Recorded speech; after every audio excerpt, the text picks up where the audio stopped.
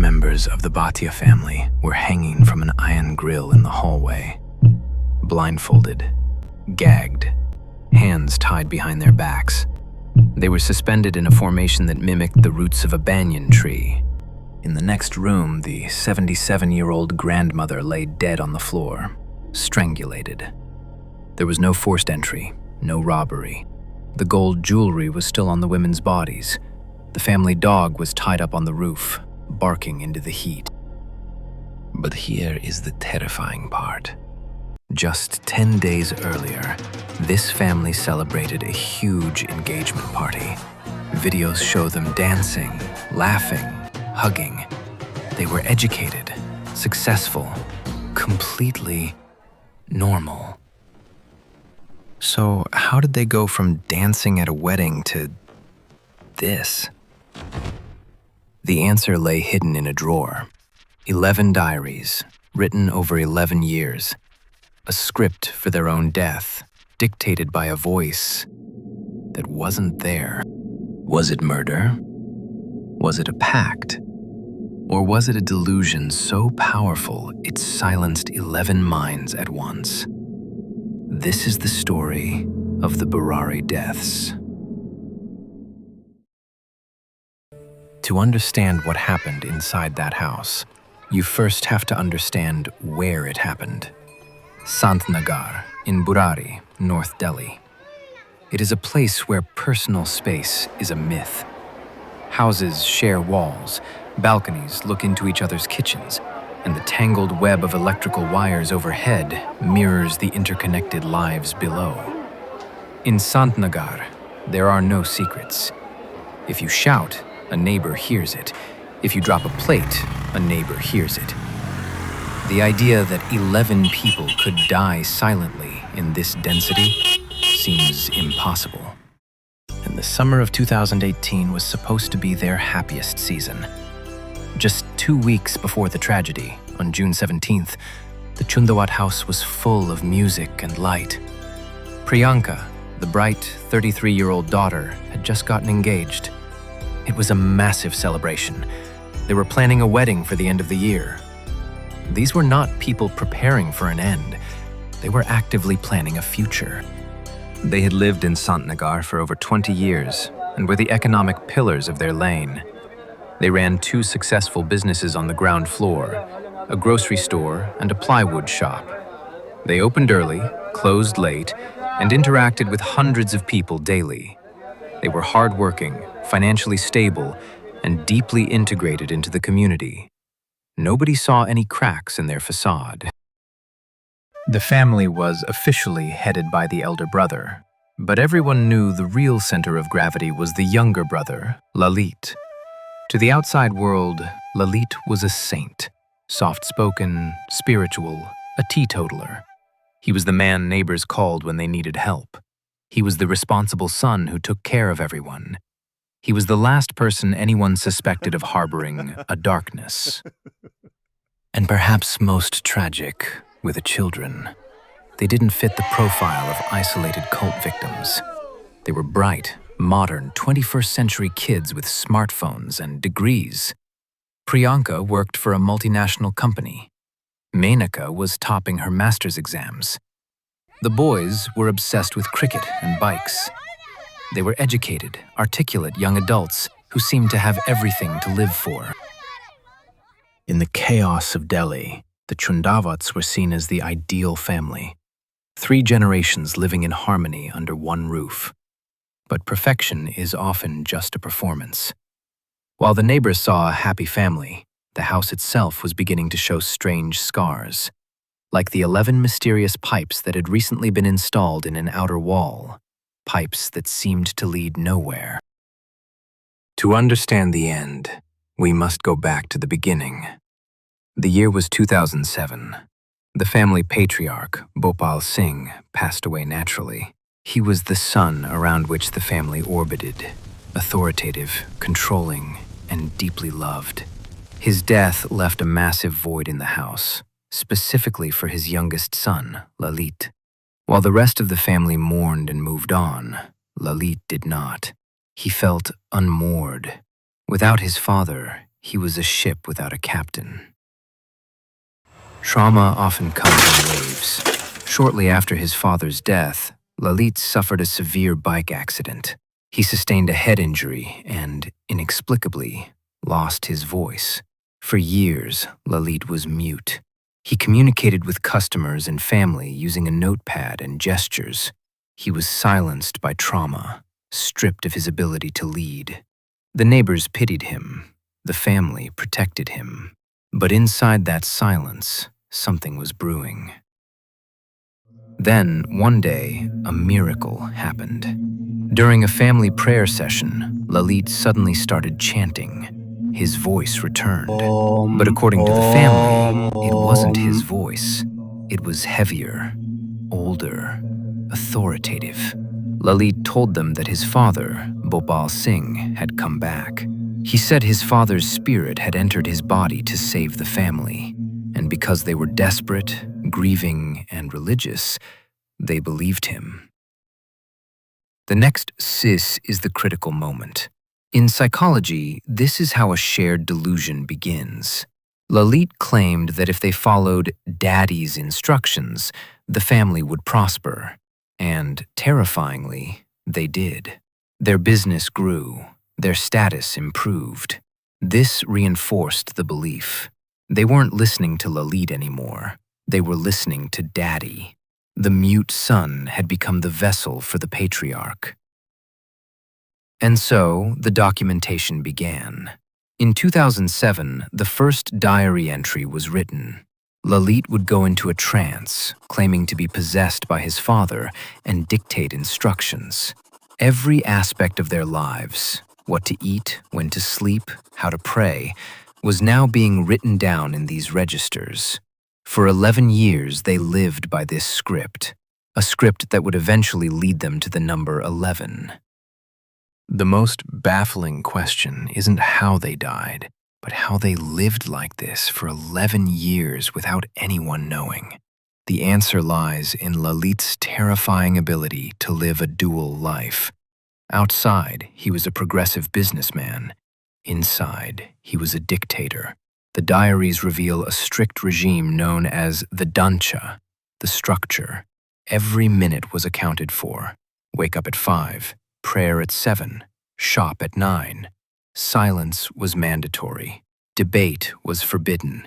If you broke a rule, Daddy, through Lalit, would punish you. This wasn't just fear. It was conditioning. Lalit used a classic psychological tool, intermittent reinforcement. When the family followed the Daddy instructions, good things happened. The business made money. Priyanka got a job. When they disobeyed, bad things happened. A loss in the shop, an illness. Over a decade, their brains were wired to believe that Lalit wasn't just their brother, he was their lifeline to luck. To disobey him was to invite ruin. The secrecy was absolute. The diaries contained a supreme command: keep the secrets of the house within the walls. The children were trained to lie. If a neighbor asked why they were praying so much, they had a rehearsed answer. If a relative asked about Lalit's behavior, they smiled and changed the topic. They were a cell of 11 operatives, protecting a delusion that was slowly eating them alive. And here is the detail that makes this case unique. They didn't just decide to do this overnight. They practiced.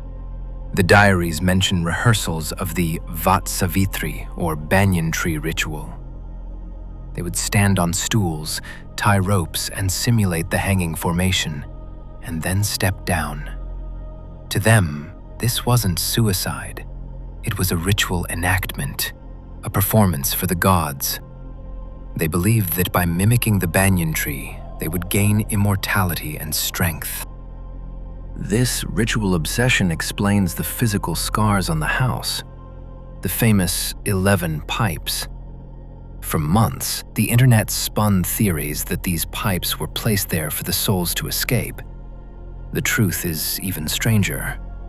Lalit ordered them installed to provide ventilation for the ritual, or perhaps as a physical totem of their unity.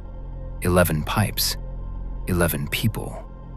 Everything in their lives had been aligned to this number, marching towards a mathematical conclusion. To the rational mind, the timing makes no sense. Why would a family planning a mass suicide host a massive engagement party just 2 weeks earlier? On June 17th, Priyanka got engaged. The house was full of relatives, music, and laughter. Lalit was seen dancing. He looked happy. He personally invited relatives to the upcoming wedding. This wasn't a family saying goodbye. It was a family that believed they would wake up the next morning. But in the diaries, the tone was shifting. Daddy was becoming impatient. The entries from late June speak of an approaching apocalypse, a great change. Lalit told the family that the spirits were restless. He convinced them that to secure their future, to ensure Priyanka's wedding was blessed, they had to perform the Bhatia now. It wasn't a suicide pact. It was a spiritual transaction. Give us faith, we give you life. Saturday, June 30th, the final day. The CCTV cameras in the lane captured the most chilling aspect of this tragedy, the banality. At 10 p.m., Savita and Neetu are seen bringing plastic stools into the house. They aren't hiding them. They aren't crying. They look like they are preparing for a house party. Earlier, Dhruv and Shivam bought electrical wire from the hardware store downstairs. They bought the instruments of their own death with the casualness of buying groceries. 10:40 p.m., the last contact. They ordered 20 rotis from a nearby dhaba. The delivery boy, Rishabh, handed them the food. He said they looked normal. They took the food, paid him, and closed the door. Inside, they ate their last meal together. They washed the dishes.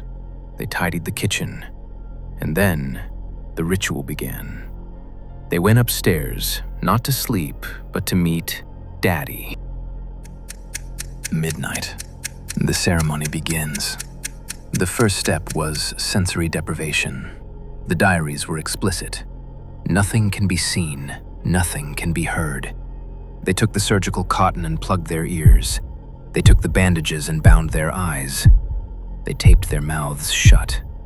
Think about that. 11 people in a room, plunging themselves into absolute darkness and silence before the end. They cut off the world so they could only hear Daddy.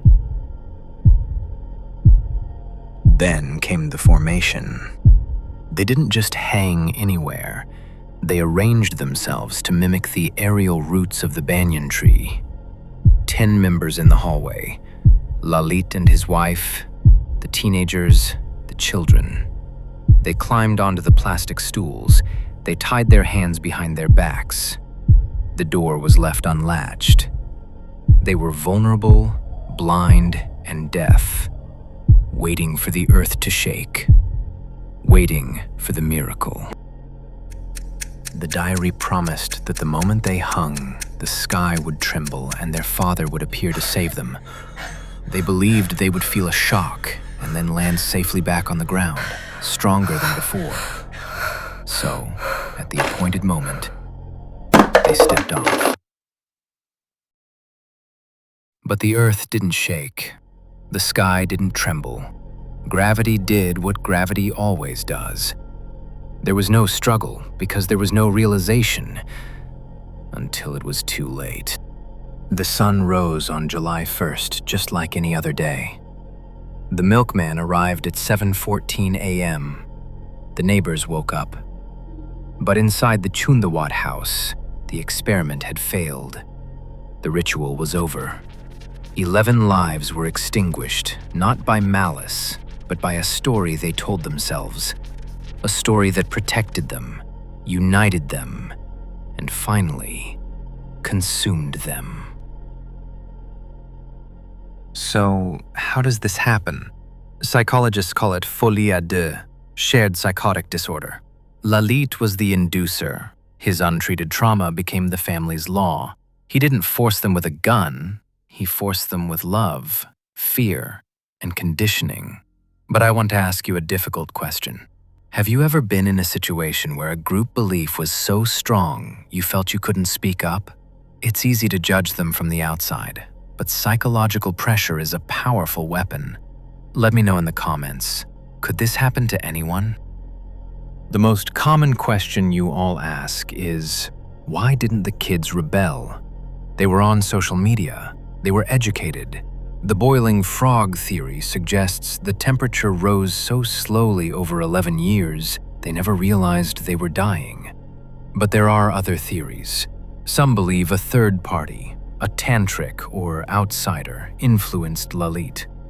Do you believe the shared psychosis explanation? Or is there a missing piece of the puzzle we haven't found yet? I read every comment, so tell me your theory below. The evidence points to a heartbreaking conclusion. This was not a suicide. Suicide implies an intent to die. They had soaked chickpeas for breakfast. They had ironed clothes for work. They believed with absolute certainty that they would survive. It wasn't a death cult. It was a botched experiment in faith, an accidental ritual that cost 11 lives. The Burari deaths show us that sometimes the most dangerous secrets are hidden behind the closed doors of a happy, normal home. If you value deep dives like this, stories that don't just scare you but make you think, then welcome to the web of horrors. Hit that subscribe button and turn on notifications. We are building a community here that isn't afraid to look into the dark. If you or anyone you know is struggling, please seek help. Silence is not a solution. And this is Web of Horrors. Until the next mystery, sleep well.